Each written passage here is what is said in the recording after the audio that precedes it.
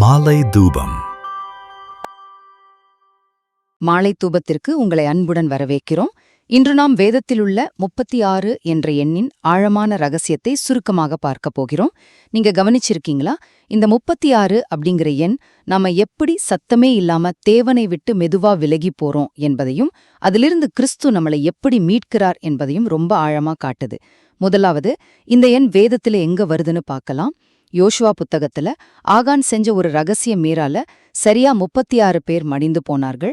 அதே போல ஆசா ராஜா தன்னுடைய ஆட்சியின் 36ஆம் வருஷத்துல தேவனை சார்ந்து இருப்பதை விட்டுவிட்டு சீரியா நாட்டு மனுஷர்களின் உதவியை நாடி போனார். கொஞ்சம் யோசிச்சு பாருங்க. ஆரம்பத்துல 10 லட்சம் வீரர்களை எதிர்த்து நின்ற ஒரு ராஜா எப்படி திடீர்னு மனுஷர்களை தேடி போனார்? இரண்டாவது, இதுக்கான பதிலத்தான் நம்ம சத்தமில்லாத விலகல் அப்படின்னு சொல்றோம். ஆசாவின் வீழ்ச்சி ஒரே நாள்ல நடந்துடல. 36 அப்படிங்கிறது ஏதோ ஒரு பெரிய ஆரவாரமான கலகம் கிடையாது.